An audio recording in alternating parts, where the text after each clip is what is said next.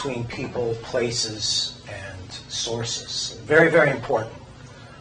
This is actually a very, very smart thing to do. The only problem with the millisievert is that the U.S. doesn't obey it.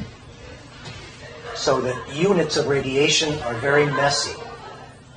Actually, units are pretty messy around the world anyway.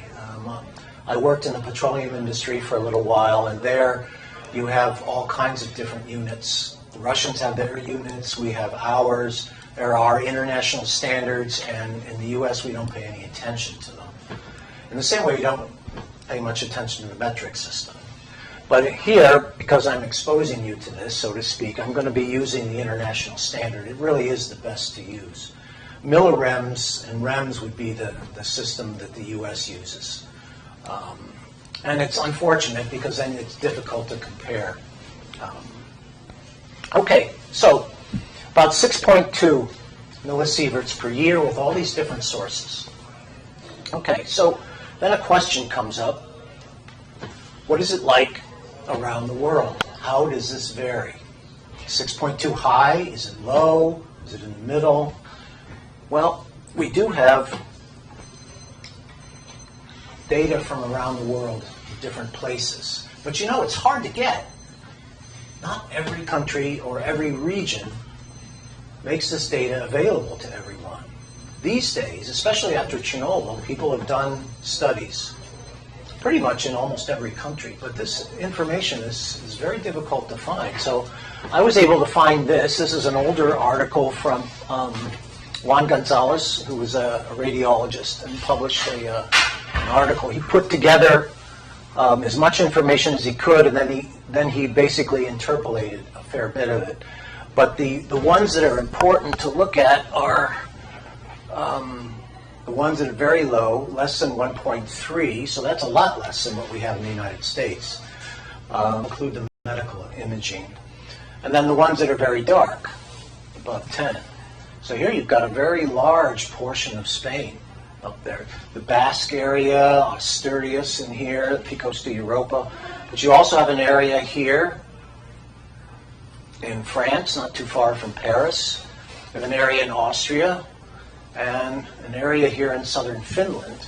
Harder to see, but there's an area over here, Donegal in Ireland, with a lot of granites there.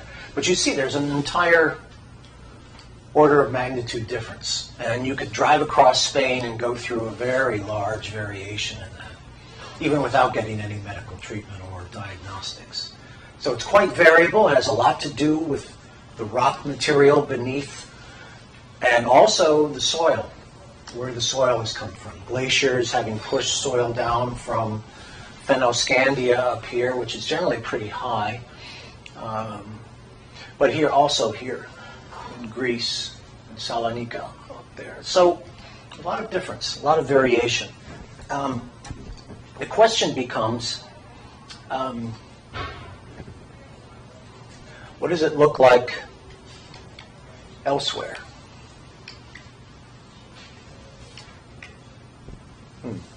There we are.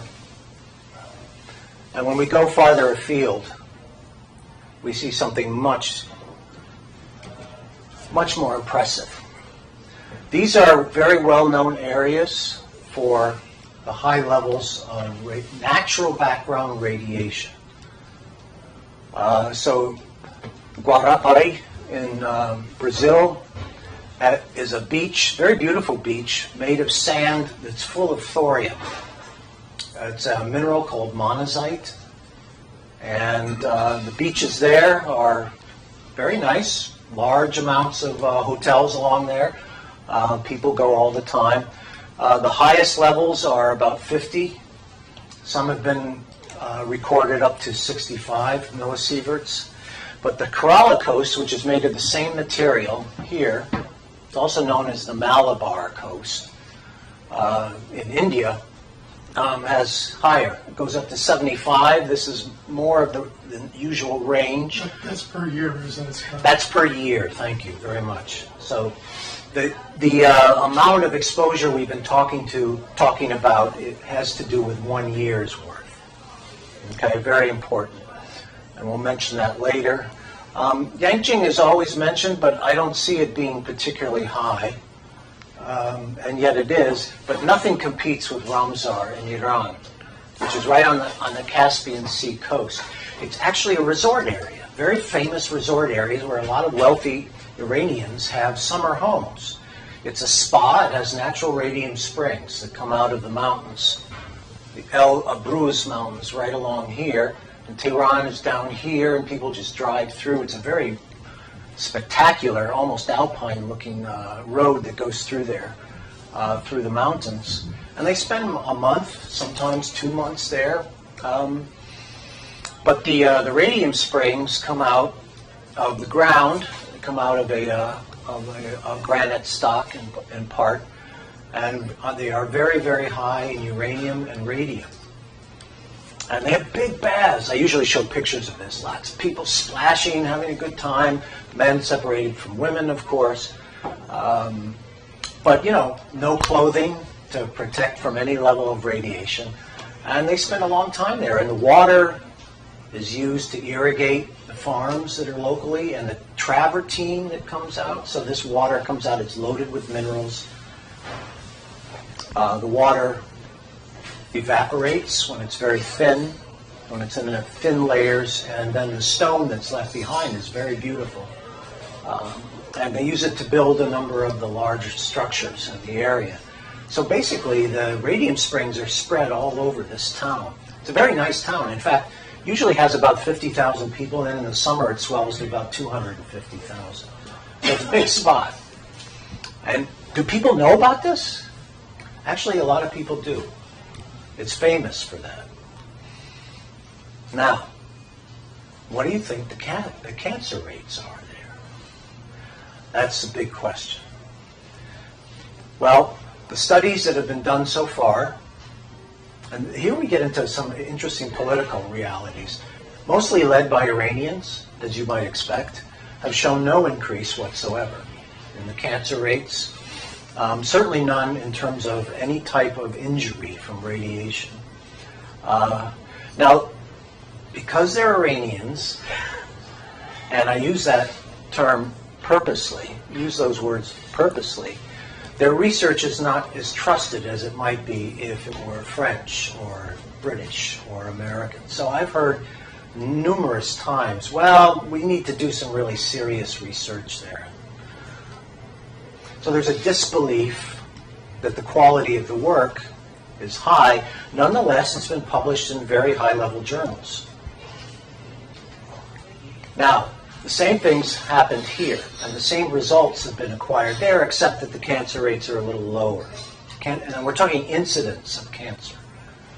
You can't tell, in terms of types of cancer, you can't really tell if radiation is the cause.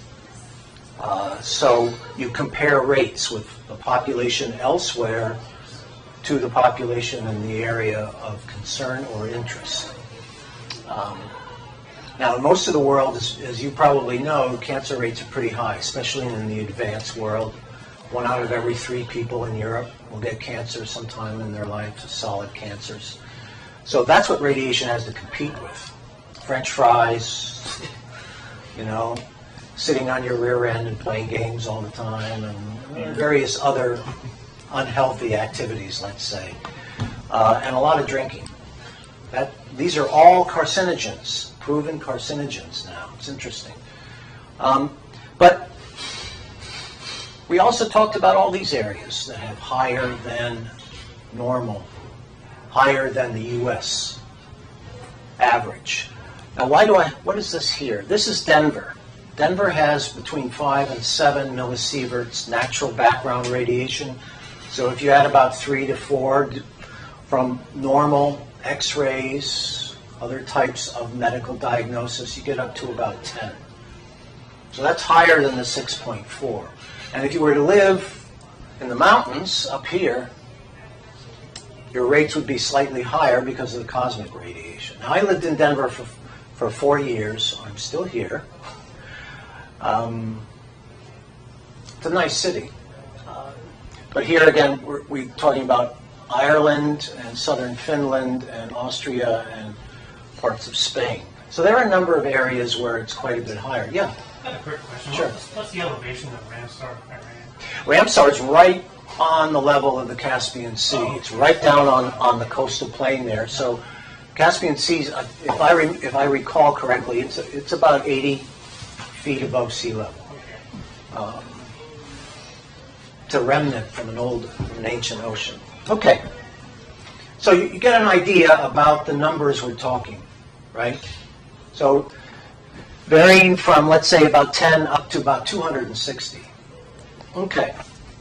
Now, doing research on this, what would be your next question? You'd want to know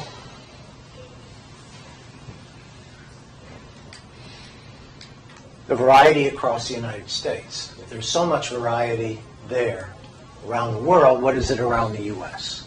This is a USGS map that shows, it doesn't give you any numbers, unfortunately. It's obviously meant for students, high, moderate, and low. But it's really showing you the concentration of uranium just beneath the soil, in the bedrock. And so as you can see, the western area is quite high. Portions of the eastern area are very high too. Granite is a very basic component of continents. Whereas in portions of Texas and in the south, and certainly in the upper Midwest, you're missing a fair bit of that. Now, if we have time, I'll show you a comparison between this map and cancer rates in the United States. It's actually kind of interesting. But you'll need to know a little bit more before that can really have meaning for you. Now, if you look closely, you'll see there are a number of dark areas through here. In Nevada, Utah, these are granite, actually more deep crustal portions, granite, and also over here in Death Valley, and then here in Colorado, there's a little area there in Denver, and down here you see in New Mexico as well. There are a number of areas where granite is really at the surface. But up here in Washington, we're fine. Nothing to worry about if you're worried. Okay, so the next question, so these numbers that we're talking about, how do they compare with actually documented dose levels for radiation damage? Because we do have examples of that. And the main example of it is, you wouldn't have to think about this too much, are the atom bomb survivors. They are extraordinarily important to a lot of this because a lot of them survived. It's hard to believe, but they did. And a number of them are still living. These are very important people. There's a lifelong study that's been going on ever since 1948. Okay, now this is one chart. You'll see a number of others. This one I've used in my classes because it gives probably the greatest array, and it has some very key information that is very necessary, like 400 millisieverts per hour and 350 per lifetime. That's very, very important. Okay, but we start up here at about 10,000 millisieverts, 10 sieverts. And if you're hit with that kind of radiation, like people who are fairly close to ground zero were, it's almost certain death within a number of weeks. It's a very high level of exposure. Not everyone who was exposed to that died. You're talking about Hiroshima. Hiroshima, right. Not everyone has died who's received that much exposure. There were some experiments that were done on people who had terminal illnesses, or they were diagnosed with having terminal illnesses, and this was before we had a lot of information and a lot of regulations about human experiments. This is in the late 1940s, early 50s. This is in the U.S. They were injected with plutonium solution. One of those gentlemen, he's called Mr. Plutonium. There's probably a Wikipedia article about this, but that's Wikipedia, you know. And in classes, that's a four-letter word. You know, we can't really use that, even though they're accurate a number of times. He was exposed to 67 sieverts, over a 3-year period. He lived to be 78 years old. And he never developed cancer. He died of congestive heart failure. How do you explain that? You can't. What you're dealing with is enormous diversity in people's susceptibility. Now, this is very important because of what the dose limits are. Some people are much more sensitive than others. And there are a number of possible reasons for that, but there's no explanation, no consensus on this. So these are generalizations, except for a few cases lower down. So when you're at 6,000 sieverts, this is a dose that will make you very, very sick. And usually over 50% of the people will die within the first month or two. These are very, very high levels. 3,000 is much lower, and here the survival is at least half. It goes up to about 70% in the atom bomb survivors. So this is again an average. When we drop down, let's say we'll drop down to 1,000, because this is actually a very important level. This is where tissue death begins. Any level below that, and tissue death is much more rare. It can happen in children. Cells that are reproducing very rapidly are particularly susceptible to radiation damage. That's kind of why they cover us up here, even when we're in our 60s. Yes? Sorry, can I ask you about the time scale here, because there's several time periods? Yeah, this is a problem. So these numbers are actually derived from instantaneous exposures, because we don't have any reliable, they don't have any reliable information for someone getting a lifetime dose of 10,000. So this is really based on the atomic survivors. And that's unique because it was a one-time event, instantaneous. It's not the same as lifetime. And yet the people who have to set dose limits have to think about long-term. So, what level should the public be exposed to, per year? Becomes very important, a year long. So it's a good question here. They're talking about 400 millisieverts inside the Fukushima plant after 4 days. No one was in there at the time, but that was a very high level. If you had been in there for several days, you would have expired most likely by now. But 1,000 per year, or acute, sudden, is when cell death begins. Below that, you can get radiation sickness. Vomiting, hair loss within 2 to 3 weeks. Not everyone does. This we know a little bit better because of fallout from a very large thermonuclear explosion called Castle Bravo in 1956. 54, which affected us. It was a lot bigger explosion than was planned. The scientists still didn't understand that one of the materials they included in the bomb actually became part of the explosion itself, or generated a part of a fuel for the fusion explosion. And the fallout was very large and affected a number of people in the Marshall Islands, but also this very famous boat called the Lucky Dragon, which was a Japanese fishing boat. It was about 120 miles, 150 miles away. And the wind carried the fallout. And by the time that the boat got back to port, most of the people were sick, had severe radiation sickness. The thing is that none of them died from that sickness. And they figured that their exposure level was somewhere between about 700 and 1,000. One of them did die, but the information is not clear whether he died from an infected transfusion that he received or whether he actually died from the exposure.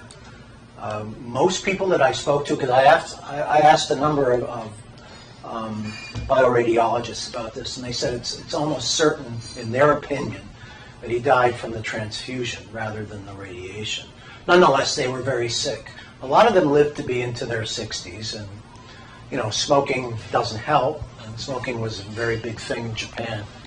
So Then we get down to 500, and here, at this point, this is where you begin to allow short-term doses for emergency workers in a nuclear accident.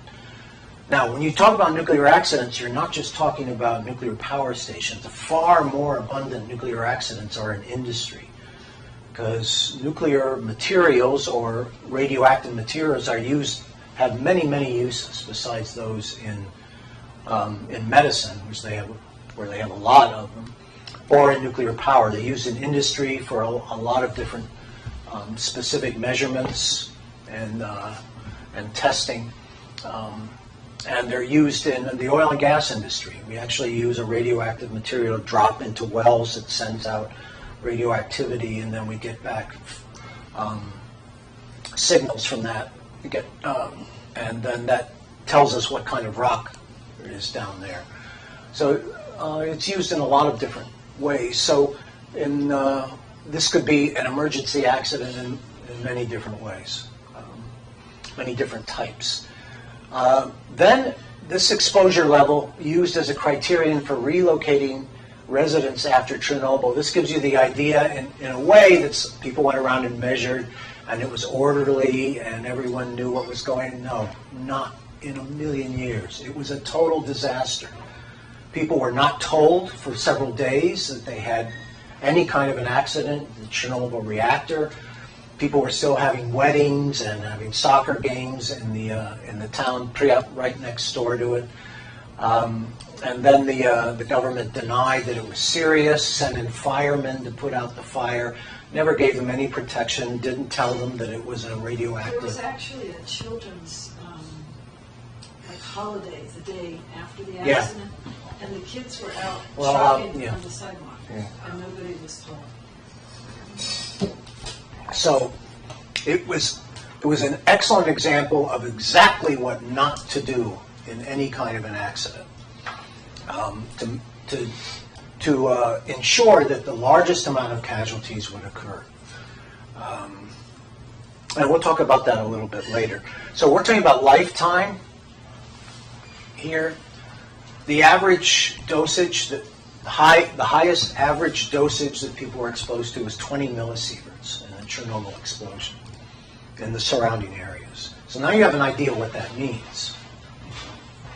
So that's an order of magnitude less than Ramsar, than those people splashing in the spas. Now, we go down to 250. This is short-term dose for workers at Fukushima. When they mean short-term, they mean several hours at a time. You leave, and you come back maybe the next day. And this is another key level, 100 millisieverts. Below that level, there is no consensus on any correlation between radiation levels and cancer occurrence. Is that per year, Scott? That's per year. Now we're at per year. No agreement. And the data is a measles pattern. There's no way to create a nice linear or even polynomial pattern out of that. Okay, 20 per year is the average limit for nuclear industry workers around the world. In the U.S., it's a little higher. 10 is a full body CAT scan, so if you have 2 of those in a year, you're fired. And I mean, there are many things like that. And then 2.4 is the average natural background for the world. Okay, so there you have it. Yes. What's the average the 4 or 5 hour flight? Oh, that's you're down here near a dental X-ray. Maybe between these two. It depends where you go and how long you're up there and what part of the world you're in. But mostly you're just dealing with cosmic rays, and it's somewhere between about 0.05 and up to about 0.1 at the most. So if you fly a lot, an awful lot, like George Clooney and Up in the Air, it might be partly significant, but you're not even getting, if you're really after some radiation, you do a lot better than by getting a CAT scan. By the way, you do a lot more here than you do going down into uranium mine, too, and spending a few days down there. Because the radiation there, which I've done. But it's not something that, for example, flight attendants have. There's no industry standard for it. Oh, yes, there is. Or- Yes, there Okay, is. there is. Yes, there is. And I'll show that to you. But it takes a lot of this to get to that standard. And their standard is a little higher than it is for the public. Because they're actually considered, or they used to be considered, as workers that are exposed to radiation. It's much less the case now. Okay. Other questions? Good. Okay. Now, here's the key. After I learned that, I wanted to find out what are the limits. This is the limit for the public. If you are any kind of a contractor for the U.S. government and you are dealing in radioactive materials, you have to make sure that anyone who walks by your site or even comes on your site, if you're running a tour and you open the doors to the public, that they cannot be exposed to any more radiation than that during a year's period, or the equivalent of that for a year. Now you know what this means, since you've seen the other numbers. So, if you were to go to visit your sister in Denver for 6 months because she's ailing or something, you would get more than twice that. So don't go visit your sister. That is if you're going to be dealing with the Nuclear Regulatory Commission. Now, in terms of annual nuclear workers in the U.S., they're allowed 50 millisieverts per year. Now, that's for 1 year. The real dose limit that is imposed and enforced is that you can get up to 100 millisieverts over 5 years. So the average is 20 millisieverts. Once you get 100 millisieverts, then there's a discussion about whether you can continue to work there, or you should take a break, or go visit your sister in Western Washington. That would be it. But you see what we're dealing with, and here's the CAT scan again. So this is the U.S. term. I put these on because it's 100 times 100. But you could. Here's from your body. These are cosmic rays. This would go up to twice that if you were climbing in the Rockies. And then you had a few chest X-rays. There are going to be years in your life when you're way above this. That's having fun. Just going around the country, visiting places, visiting people. So you begin to see that something is amiss. Yes? Scott, off the top of your head, do you know about documented cancer rates among nuclear workers? Yep, I do. Yes, I do. Cancer rates among nuclear workers are generally lower than they are in the public. What do they attribute that to? People taking care of themselves because they know they're working in a radiation area. So they exercise, they don't eat 3 meals a day at McDonald's. You know, they take care of themselves a little better. So there's a psychological dimension to it as well. But this is demanded by their managers. Why? To actively counteract the radiation they're being exposed to? Well, let's look at it this way. Let's look at it this way. You're a manager of a nuclear plant. You're aware of the public attitude. Right? Oh, interesting. You see where I'm going. This is part of the whole business. Nonetheless, epidemiologists have worked very hard, very, very hard to find some sort of correlation. And 2 years ago, they finally did, and it was a big headline in Nature magazine and everything. It was like 0.001% of increased potential to get solid cancers among radiation workers. And when I saw the article, I said, oh, this is, well, you work hard enough, you're going to... But what really struck me was a sentence, and this is in the abstract. For those of you that know sciences, the abstract, is like the article boiled down to a proteinous, remainder. it said, finally we know that there is some correlation here. And I said, wow, they let that in. That is very revealing in terms of bias, in terms of assumptions. It was very revealing. Anyway, so I saw this and I said, wait a minute. I said, I must be missing something. I've got to be missing something. Because there's a total mismatch between the reality of empirical levels of radiation, natural radiation, never mind man-made radiation, and this standard for the public. I said, can this actually be met? Well, you know how nuclear reactors are built, right? You know they're covered by an enormously thick shield of reinforced concrete and steel. This is the reason. Now that standard is held in all advanced countries in the world. It's not just us. And during the Fukushima and the Chernobyl accidents, this was the standard, that until background radiation went down below that, no one could return. So if it were 2, can't go home. If it were 1.75, okay, maybe, but it's your risk. So in Denver, everybody had to get kicked out of town. Denver, in Denver, the big concern there is radon in the basements. So when this came out from the EPA in the late 90s, there was some, this is capitalist central. So a number of people went in there and decided, well, I'll tell you what, George, you run a business where you can create windows in basements, and I'll sell the fans. And this is true. This is true. We were living in Denver a few years before that. So the concern in Denver is radon, because there's a lot of uranium in the soil that comes out of the mountains. All the soil there is very thick. It's all erosion wash off of the Rockies, the Front Range. But again, your poor sister in Denver, I'm sorry, she's going to have to come visit you.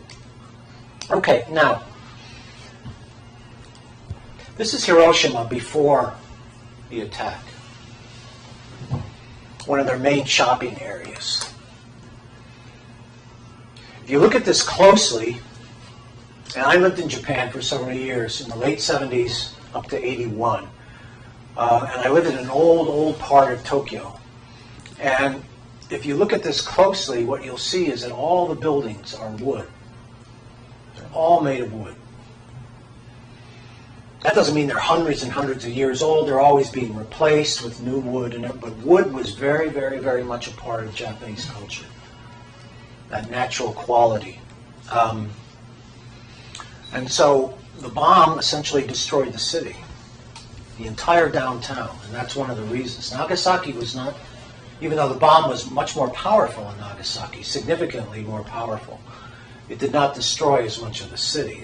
It's more rugged there, but also a lot more buildings were made out of cement. But Hiroshima was just leveled. You've probably seen pictures. And I didn't want to depress you, so I don't have a picture of that, but what I do have a picture of are the survivors around the Tokyo train station, which was made out, Hiroshima train station, which was made out of reinforced concrete, built during the war, as a matter of fact. Just before it. But this is about 3.5 or 4 weeks after the explosion. There were a lot of survivors. Tens of thousands of people survived the explosion. Not in the immediate downtown area. Not right below, it wasn't ground zero because the bomb exploded above the city. And by the way, that prevents an awful lot of fallout. It's when the bombs go off at ground level that there's tremendous fallout. Otherwise, the explosion comes down and doesn't create that enormous cloud of fallout. Well, you can see the devastation, but there were a lot of people who survived, including pregnant women, children, young people. And so there's been a lifetime It's called the LSS, the Lifetime Survivor Study. It's been ongoing ever since 1948. Why 1948? Because the U.S. military did not allow studies to go in there for a couple of years. Now, Japanese doctors did, and they were able to get some significant data, but not enough for the Lifetime Survivor Study. And obviously, they couldn't check pregnant women that were killed. The information about the survivors and the number of people that were killed is they are just estimates, because so much chaos was created and so many documents were destroyed. So many census documents were destroyed at the time. So, let's see where I am. Now, the next slide I'm going to show you is not raw that's interpreted, but it's the actual data that has been used to derive a correlation between how much radiation bodies absorb and the chances, the risks of the estimated risks of cancer. This has come from the study of the survivors. So this is not necessarily directly related or a direct reflection of what happens if you absorb doses over time, when your cells are given a chance to recover. So this, in a sense, is the extreme what's called acute exposure. Okay, so that's relatively clear. Now, this is the graph I'm going to show you. This is the graph that is the subject of enormous debate now, published by Osawa and a large number of his colleagues. There's not an awful lot of data points on there. You can see that. Why is that? Well, yes, there were tens of thousands of people. Nonetheless, the data points here are chosen because of the conditions that were similar between these individual people. That's what each data point means. It's a person exposed at a certain level. They weren't wearing dosimeters, so these are estimated levels of exposure, and you can see the error bars or the uncertainty bars are very large on some and much smaller on others. But these people essentially were in the same situations. They didn't have buildings blocking them. They had similar amounts of clothes on. They were a similar distance, or they were at various distances away. It could be estimated quite precisely. So these are the best data points they could come up with to compare among the thousands that existed. Yes? Can you tell us what L, LQ, and ER are? Yes, certainly. Yes, I will. So you can see where the data points are. Starting out here, actually the line continues considerably, because this is essentially millisieverts. Well, pretty close to that. So this goes all the way out to 10. And there's a lot more of it, and it's clearly linear. And you bring it into here, and it looks like it's linear. And then from about 1 to 2, or about 2, it's extrapolated all the way down to 0. That is the linear no threshold. In other words, there's no part along this line below which damage does not occur. That's a lot of no's and negatives. Let me put it in a positive way. This is as far as the real data will go. The very solid data where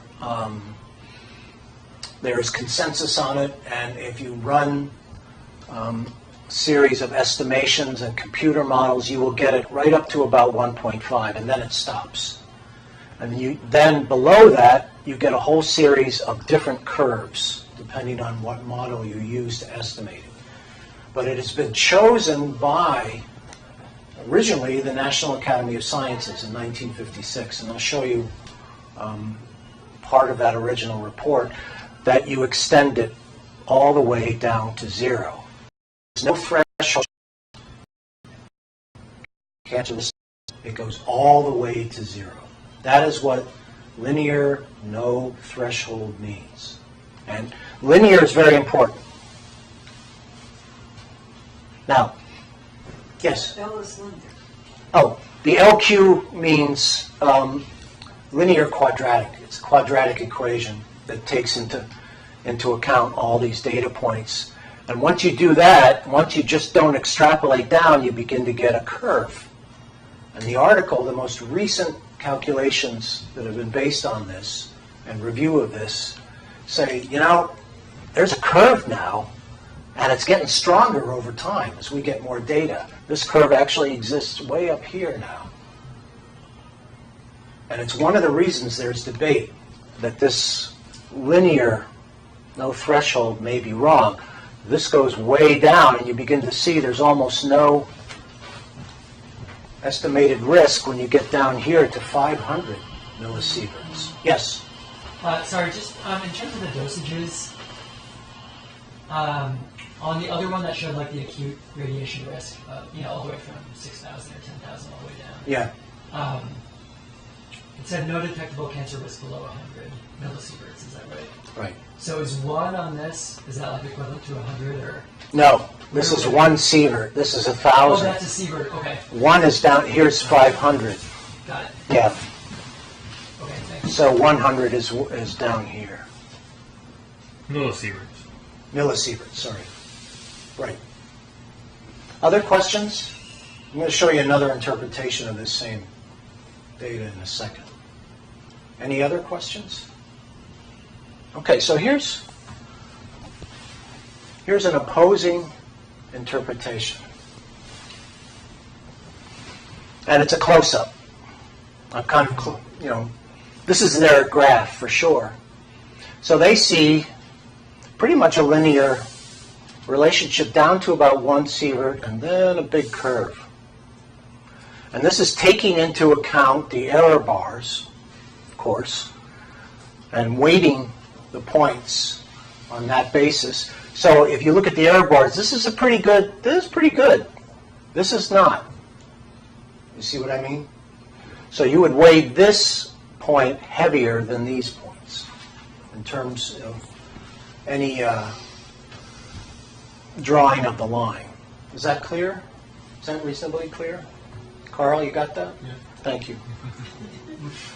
But you don't see a linear relationship at all, according to these people. And they say this is your main zone, part of which is negative. What does that mean? That means your cancer risk goes below 0. What does that mean? That means it's actually doing you good. It's reducing your cancer risk, not increasing it. That's the hormesis idea. That at very low levels, now here we're not that low really, we're at about 500, 450. You remember, we're only dealing with one millisievert and we're up here in the hundreds. So that's an interpretation. Now that's not accepted by a large part of the community. They can't see a mechanism for how that works. It's kind of fuzzy, and it's true. We actually don't know exactly how cancer is caused by radiation anyway. They know it's by DNA disruption and breakage, but after that, they don't know exactly. But here, in this line, the interpretation is that essentially it flattens out at about 300 to 400. And it's pretty much 0 at that point.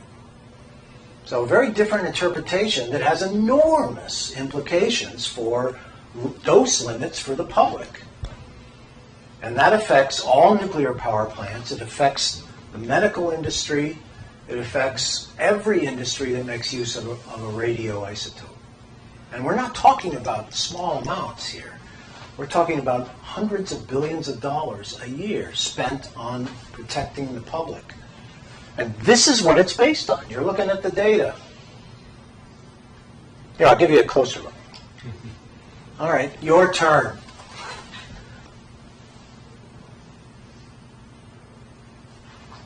So, yeah, go ahead.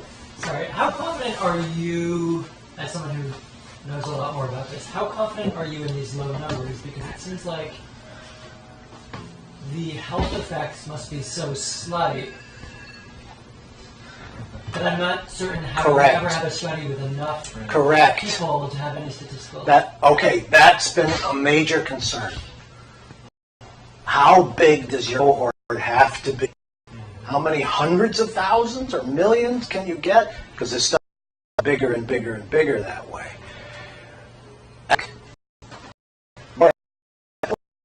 People are getting cancer because of lifestyle or genetics that exist. It's like if you're looking at prolonged low dosages in industry, are you going to get like 1 billion people in your study? Yeah, well, that's right. And the problem there is that they don't all have the same exposure by any means. And how are you going to control for lifestyle changes? Who's smoking on the sly but saying they don't, right? Because they're with their wife or, whatever. You just don't have the control. The bigger the cohort you have, the less control you have. That's obvious. You're dealing with human beings, not rocks, in most cases. So this may be, to some degree, an insolvable problem. Now, as a geoscientist, I like empirical data. I don't like models as much. And the vast majority of epidemiology at low doses is purely model-driven. And so when I look around the world and I see those other numbers, that's what I would study. I would go to Ramsar and do, give people money. Now you can, I don't know if they let Americans in, or the Republican Guards. Sorry, the not the Republican Guards, but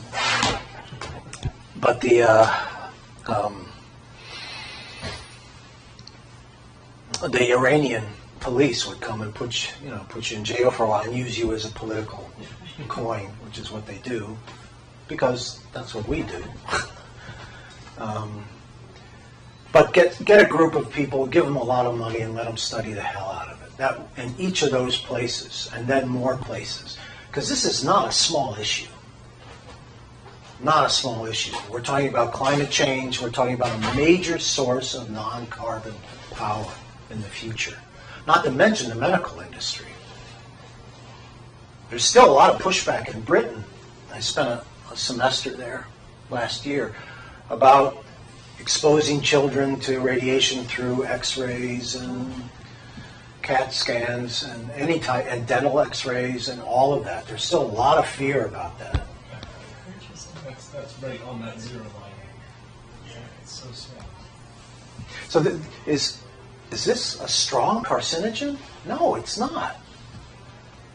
It's not. The data just does not support that. Someone, yes. So when you go and get your dental X-ray and they put the lead apron on you or anything like that, is that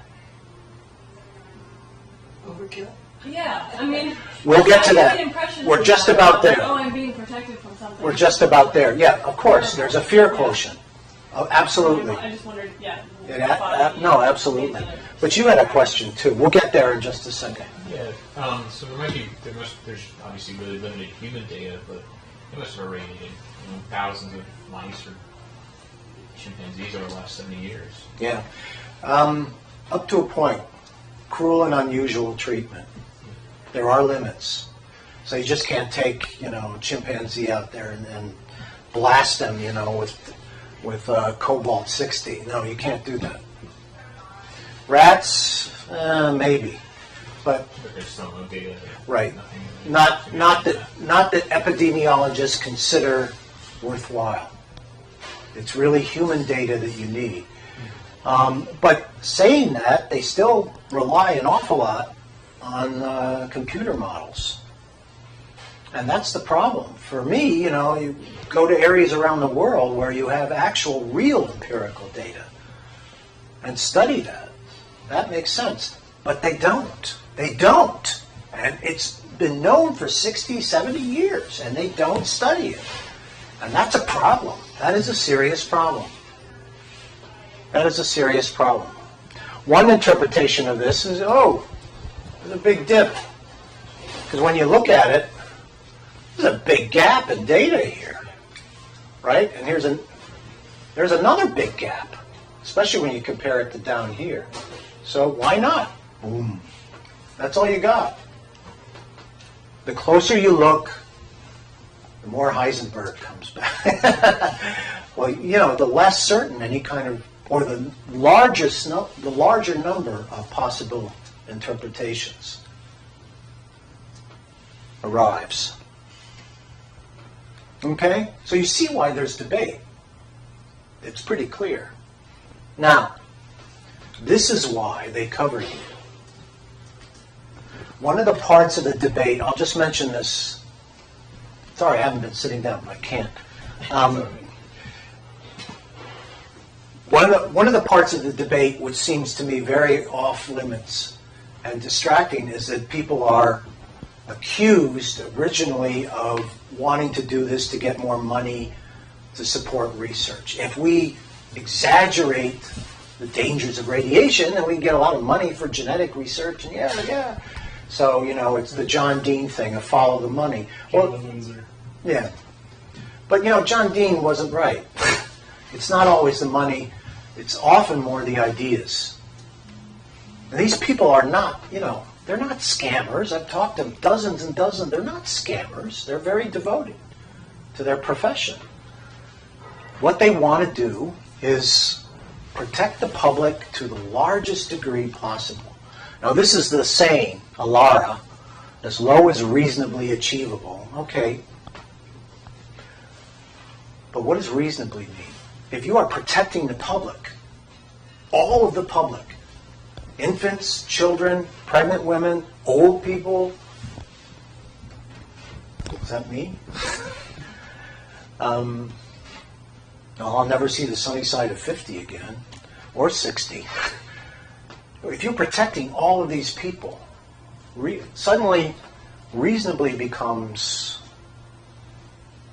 you answer the question. If that's your responsibility, how do you interpret that word? That's a very important word. How much money you got? You're protecting the public. The public's scared, because the public was scared in the 50s by fallout. So reasonably suddenly becomes as low as possible. Guarantee as low a risk as you possibly can. That's your job. Protect the public. Don't take chances. Don't elevate the risk. As low as possible is always going to be the best way to protect the most people. The utilitarian approach. Protect the most people for the most amount of money. But you minimize the dose in all circumstances. This is the driving idea. And you can see there's an overlap into the medical profession. You protect life at all costs. You do no harm, and you maintain your protection of life. It's been a long-term battle. I mean, we still don't allow people to take their own lives at the end of it, do we? Yeah. It's very interesting. So the premise is that radiation is a poison, period. And any amount you take is going to harm you. That's the operative idea. And this is not an accident at all. It comes from a very specific document. The very first National Academy of Sciences, there have been 7 so far since this first one, study of the biological effects of atomic radiation. And this combined the people from a lot of different fields, but genetics, which was very new, and this is just in the wake of Watson and Crick, so they did not know much about DNA, and there's no discussion of DNA in the document at all. It's about mutations and genes and chromosomes. The genetics portion was written and controlled by a gentleman named Hermann Mueller. I'll show you a picture of him and tell you about him in a moment. Very dedicated guy, Nobel laureate in physiology for his radiation experiments on mosquitoes. He controlled the vast majority of the text. So this is on page 3. This was a very powerful document. It was printed in total in the New York Times, 1956. And it had a very large effect on the public, the educated public. And this is in the very early portion. So everyone is subjected to natural background radiation, okay, which we know, which causes unavoidable spontaneous mutations. Anything that adds radiation to this causes further mutations and is genetically harmful. This is the view. LNT. Later, any radiation dose, however small, can induce some mutations. There is no minimum dose which must be exceeded before any harm. 1 atom is enough to cause harm. That's what that says. 1 atom in your cell. And then, even more interesting, sometimes been thought that there may be a rate at which a person can receive radiation with reasonable safety, but the concept of a safe rate of radiation simply does not make sense if one is concerned with genetic damage to future generations. Very, very important. Very important. So if you are carrying a mutation and you have children, you pass it on, and it's part of the human genome. So this guy is not thinking small. He's thinking about humanity and its future. Except that he didn't actually see that. No. I mean, it wasn't real. No. This is derived from his work. This is not based on empirical information. Okay? This is just logic from genetics as it was understood at the time. This guy's very interesting. He is a very interesting character. He was a eugenicist. He believed in eugenics very, very strongly. Okay? Worried that if eugenic programs were not adopted, genetic defects would accumulate in the population and humanity would degenerate over time. This is all part of this. This is at the very source of the LNT. This is what researching this will teach you. Ideas are much more powerful than money is. Marx's ideas wiped away societies. Right? Adam Smith's ideas about capitalist economy, the invisible hand. There are a few ideas more powerful than that in economics. Ideas have much more power than money or militaries. And that's what's working here. Not, I want the money, show me the money, we need more money for research. No, it's the idea of being good to the public. This is really interesting. This is really interesting. Now, you know this, right? This is an iconic image. But before we talk about Chernobyl, there have been 6 subsequent reports on the biological effects of radiation. And every one of them, including the most recent, which was in 2006, has maintained, and these are by the National Academy of Sciences, has shown its loyalty to the LNT hypothesis. But the LNT hypothesis is not just a hypothesis about damage from radiation. It's a philosophy. It's an outlook. It's a worldview. that the real job of people engaged in this is to eliminate as much radiation as possible in the world. Now, it's interesting. I talk about that a lot in the book, actually. I have a whole chapter on radiation where it talks about what it really is, the different types of rays and particles, and how dose is created and all that. So this is Chernobyl in the I think 88 is when the photo was taken. This is the reactor that obviously blew up, Chernobyl 4, caught fire. Now, a question about this. Why am I showing this? Not you. Some of you have seen this. This is Chernobyl today. Chernobyl, the exclusion zone where no one can go without a tour guide. You can take tours, by the way, today. You just can't. There's no camping ground nearby. The Chernobyl exclusion zone, 30 kilometers diameter, is Europe's largest wildlife preserve.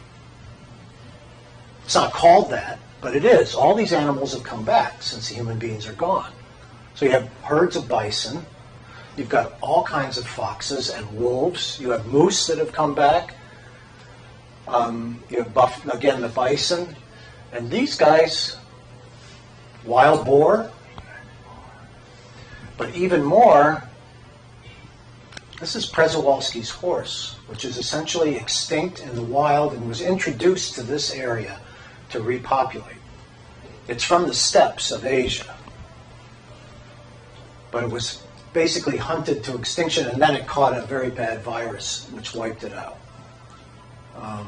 Now it's flourishing in the Chernobyl exclusion zone. This is also true for birds and fish and insects. I choose these because they're large mammals. Oh, yeah, right. The lynx, the European lynx, which was extinct in that area. Very interesting, isn't it? I mean, okay, here are the facts on the Chernobyl situation.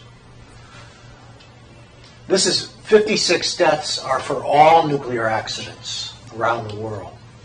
Chernobyl has killed probably about 42 so far, 30 years later.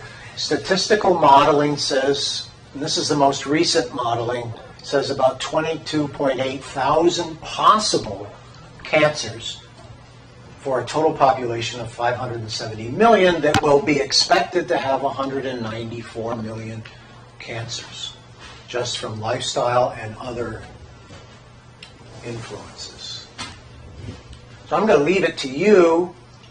They're almost, you can do the division. I can't promise it'll be a very big positive number above 1, but you get the idea. Now, this is very important. This is the result of the Chernobyl Forum, which did it's a group of 8 different agencies. Most of them are part of the United Nations, but there's also the World Health Organization, the World Bank, the governments of Ukraine and Russia and Belarus, and then UNSCEAR, which is the United Nations Science of Radiation, the effects of nuclear radiation. Have been doing this work for 30 years, and their final report, which came out in 2006, because that was the 30-year anniversary of the explosion, of the accident. This is one of their main conclusions, that the worst thing that happened were the psychological effects of the people, who were never informed what was really going on, and only learned from Western newspapers or much later by word of mouth. Now, in terms of Fukushima, 0 injuries and 0 deaths for the public. There were several workers that were exposed to high levels. There's the compensated death. But the real killer was just getting the people out of there. There were lots of people in end-of-life care, critical care, yanked out of the hospitals. There were families that were separated. Due to the panic, the government ordered excessive, sudden evacuation. Radiation levels were never that high. There was one small zone, about 5 kilometers thick and about 30 kilometers long, where the wind deposited the most amount of the two radioisotopes, cesium and iodine. And the levels there were up to about 80 to 150 millisieverts per year. So you see, but they took people away where the levels were way below that. And then they set a 1 millisievert level before anybody could go home. And they set extraordinarily low levels for food throughout the country. So they couldn't eat fish in the Fukushima prefecture or north of that, Saitama or Akita. But if they came to the United States, the level were 4 or 5 times higher. They could eat fish that were much more radioactive. It's the panic response that killed over 1,000 people. There's no reason for that. Are you going to talk about the TEPCO worker with the compensated dose? No. So the internet's going to go crazy about this zero number. And they're going to say, oh, well, there's one guy that had lung cancer that was compensated for his death. Yeah, he was. This year, yeah. Yeah. So there's a problem with that, though. Yeah. Maybe you can... You can't quite get lung cancer that quickly. It's supposed to take quite a bit longer. Poor guy probably had lung cancer. He's Well, a 50-year-old Japanese man. What are the chances that he smoked? yeah. Okay, so 1. I'll change this to 1. 0 to 1. Okay, I'll give you 1. 0 to 1. But you see the point. So it's fear of radiation. It ends up killing more people. Vastly more people than radiation could. This is the real message.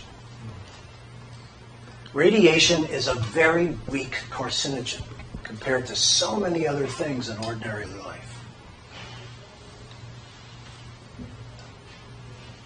That is the big message. And that it's fear of it, again, at the government level, which is really probably responsible for many more deaths than any nuclear accident could be. It's very striking, and this is the conclusion you can't miss, that you're forced to come to when you look at the information. Now, to be fair to the epidemiological field, and to that organization that I mentioned to you, the ICRP, the International Commission on Radiation Protection. Actually, it shouldn't be radiation protection. They're actually protecting people, not radiation. But never mind. Those are the wages of being an English major as an undergrad. They are reviewing all of this information. And they're saying we need to, make some adjustments now, so that it makes sense with the information we actually have. We can't go on tradition alone on the past. We really need to think about this in a different way. And so, maybe things will really change. But maybe they won't. I don't know. But the point is they need to. They really, really need to. And this is worldwide. It's not just the U.S. or Japan. It's worldwide. Are you upset of the execution of Japan, of the government? Because there's two, they're doing the fiduciary responsibility of protecting as many people as possible. So yes, that evacuation is extreme, but from their point of view, I'm going to make sure everyone's out of the area, right? If it's executed before they did, so you're mad at the execution rather than the actual act of moving people. I'm not mad, I'm disappointed.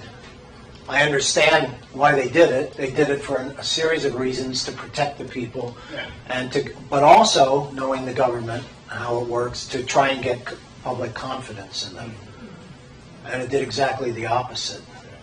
But, you know, it's a good question. I credit you with a question, because Japan is in a different category from the rest of the world. And we can never forget that, especially, you know, Americans. We put them there. They're in a whole different category. So it's it's a tragedy that that happened. And yet, I can't blame them. I do, you know, in here, but I didn't write a word in the book about that. I just said it was very, very unfortunate. But, you know, the Soviets did the same thing. They killed God knows how many people. And there were doctors, and this is documented, but the numbers aren't available. There were Soviet doctors that told pregnant women to get an abortion right away, because the fetus might be damaged. Now, the evidence for that having happened in women that were exposed in Japan, in Hiroshima and Nagasaki, that were exposed and then got pregnant afterwards, the evidence for birth defects is essentially zero. And if you're interested, I can give you the website of the lifetime survivor study that shows that, gives that information. That doesn't talk about the women that were actually exposed to high levels, because the government prevented anybody from studying them. And so we really don't know. There's a gap of about 3 years due to the U.S. military and their secrecy. By the way, that carried over into the 50s and everything dealing with nuclear. The military was in charge, not the civilian government, even of the Atomic Energy Commission earlier, you know, for the first 10 years or so. They were still fighting the war.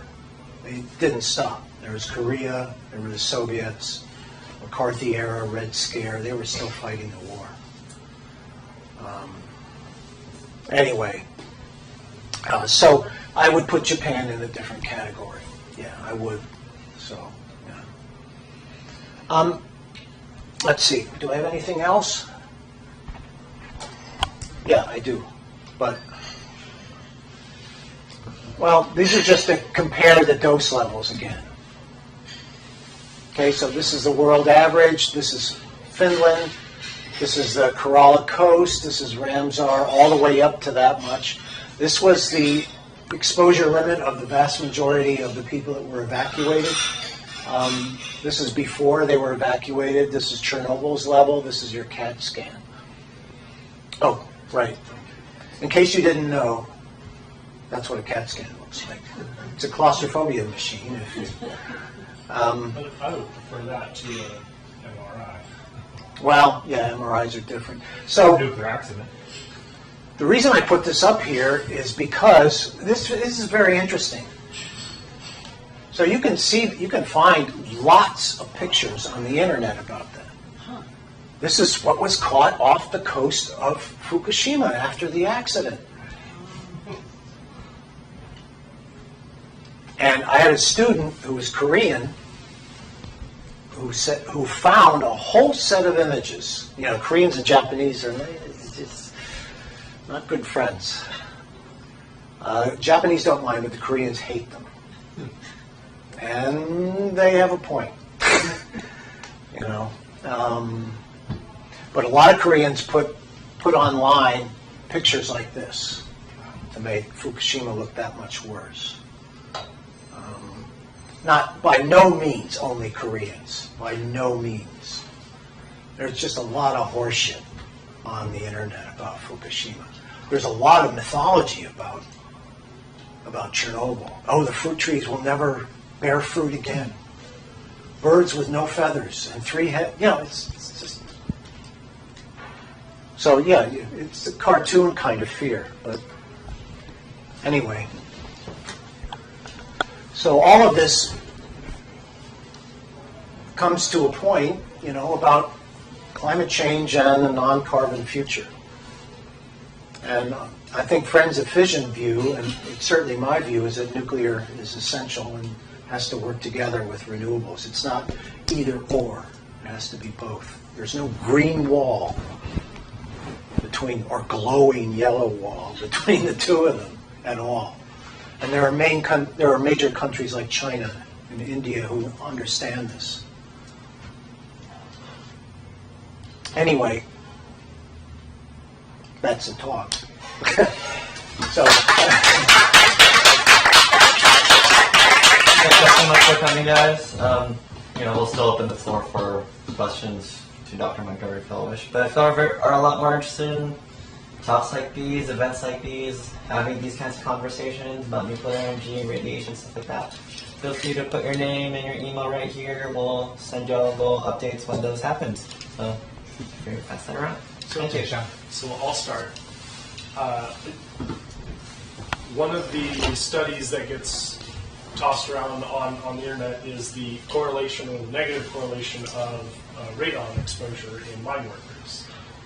And they say, and the hearsay, I probably need to read the study myself, the hearsay is that there's only a positive correlation of cancer when the worker was a smoker. So here's my fantastic armchair theory is that what if it's smoking that causes the cancer and radiation just pushes you over the edge?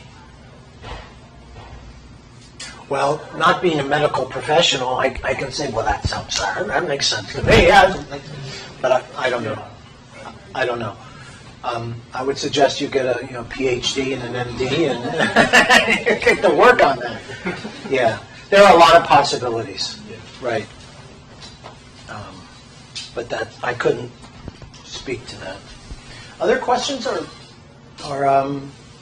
ideas that you have or knowledge or yeah? Seems to me that one of the big problems with radiation is when you consider the ALARA business, keeping radiation way, and making rules for how nuclear power plants have to be built and maintained on that basis. I always think of ALARA and the linear no threshold business as a big dollar sign. Why do nuclear power plants cost so much to build? One of the big reasons, not the only one of the big reasons is this tremendous overemphasis on safety, any leakage of radiation.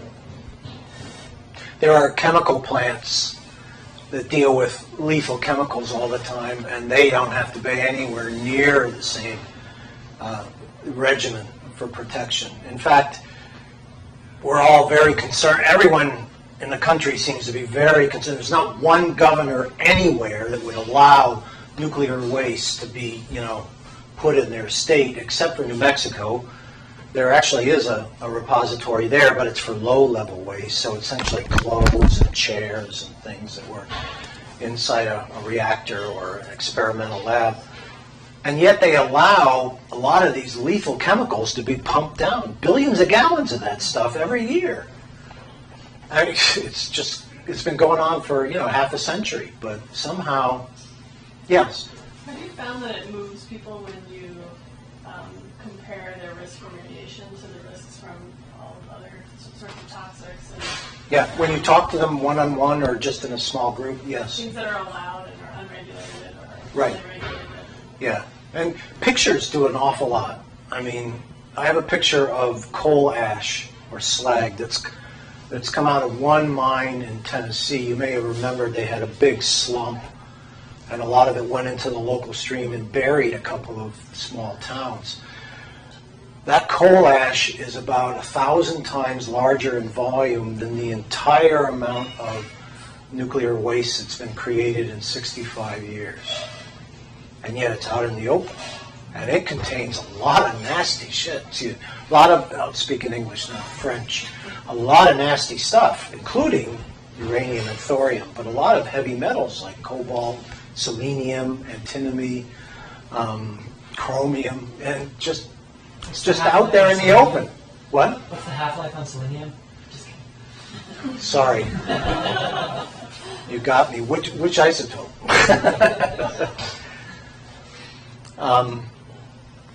So there are a lot of double standards going on. And chemical industries are allowed to, pump a lot of their chemical waste on site, down under the ground, and that's all legal.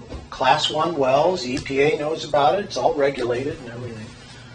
But What about the groundwater that they're doing? oh no, this is 6,000 feet down. There's Groundwater table's not even close to that. no. The problem is whether the well integrity is good. Yeah. That's the big problem, and whether it will stay that way for very long. Because in some wells it isn't.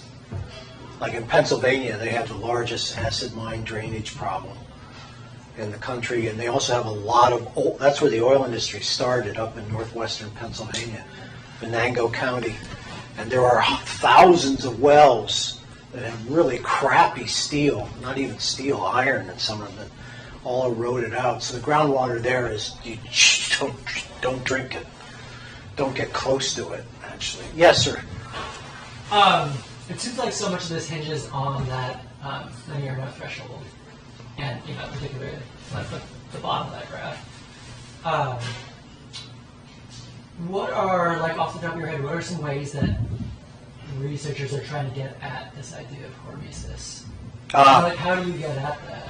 Well, you've got to do an awful lot of. You need to figure out a control group, a cohort where those types of responses have been shown. You have to actually prove that it exists, and that's hard. I mean, is there like firm evidence for that with other sources of Yes. damage to the DNA? Yes, there are. Okay. Yeah, there are, with chemicals. And there are other stressors.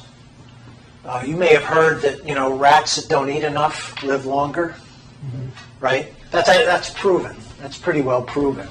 So there's a whole, that's part of hormesis theory. So the idea is that you do stress your system in some way and get it to act larger, but there's no way to understand the mechanism of it. And until you really get a mechanism for it, then it won't be accepted. So you really, and I'm not enough of an epidemiologist or medical person. I study, inorganic things, to be able to tell you how to structure an experiment or a cohort or anything. It's very difficult to establish that it's actually happened, is my understanding. The information that people use is, what you see up here on the wall, not what you see among us and people. However, there are therapies that are used. Snake venom is a clear one. That it becomes actually a form of medicine. It doesn't cure you of snake bite, but it does strengthen you against certain other forms of illness. They do that with allergies. There's all the allergy shots. Yeah. So it's that I don't know about as much. My wife would. She has lots of allergies. So unfortunately, that's a little bit beyond my expertise. Did I change anybody's mind? Did you find this interesting now? It certainly was interesting to me and shocking. I realized what an idiot I was when I was younger, but then that happens to some of us. Some of us were bigger idiots than others. I did get to meet a very charming lady that I laid down next to in front of the bulldozer, but, I don't know where she is now. So, I married another charming one. But, yeah. But that's the thing. I mean, we were so certain that nuclear power was a matter of collusion between big corporations, the government, and the defense industry, and they were going to destroy democracy. That's what we were marching against. It wasn't that this is going to kill us all, but it was being forced on the population, and it was another excuse for these three major powers to get together and to erode, rights and liberties. Well, I hear that in some of the discussion about wind and solar, people want to like it and love it so much because it can supposedly be this sort of Decentralized. decentralized, thank you, that's Yeah. the word I needed, decentralized power. Well, you know, Egalitarian. that's true, except decentralized power doesn't run industry. Or the megacities. Or the megacities, right. Because humanity is now, in 2010, 2009, 2010, past the 50% mark, but for the first time, right, in history. Now more people live in cities and live in the country. There was a big vote in Taiwan recently, a big pro-nuclear vote in Taiwan. Yeah. People voted to not shut down nuclear reactors. It was very interesting, I wonder wasn't if it? If that vote spread. That was shocking Yeah. because they historically they After this country. yeah, that was really shocking because they've been Those are Decided activists, to yeah. open some Take it plants back. in That's China why they're- because of the, what was it, because they're burning more coal. that's right. More coal and more natural gas. Japan lost its standing as obeying the Kyoto Protocol. I feel pretty certain that if solar panels were only allowed at these giant sites that were like fenced off and located like outside of, cities, like be a whole lot of fear around those as well. Like if you could have a nuclear power plant like on top of your garage, you might start thinking it's scary. I don't know. You should, I would recommend if you ever get down to Southern California to visit some of the big solar plants in the Mojave Desert. Ivanpah is really a very cool place. It's what's called solar thermal. So they have hundreds of thousands of these mirrors around a central tower. And it focuses the heat there, and they heat up this molten salt, and it runs a turbine generator, the way, any kind of heat-based power facility works. And it's just very interesting to see how much land is required for it. And it's only a small fraction of a nuclear power plant. You know, like during the daytime. 8 hours, yeah. But it's still very cool. I have to say I'm very attracted to it. Is that something you can tour? Or is Yes. Absolutely. Absolutely. Yeah, for free. Or it used to be for free. Maybe they're not making money. You gotta pay. You'll find on a cloudy day that Ivanpah burns natural gas to keep their heat Yeah. stored. Well, to fulfill their contract, to be fair. But, you're still generating power when it's cloudy. Even when it's raining, you're still generating power, just not a lot. But if you have it on your roof of your house, it's, and you're not running every appliance and then and an air conditioner too, then you're fine. It can work on a very localized level, but it can't power cities. It's no way, absolutely no way. And the technology won't be there for quite a while. And you can tell them I said that. I do get hate mail for saying that, but it's absolutely true.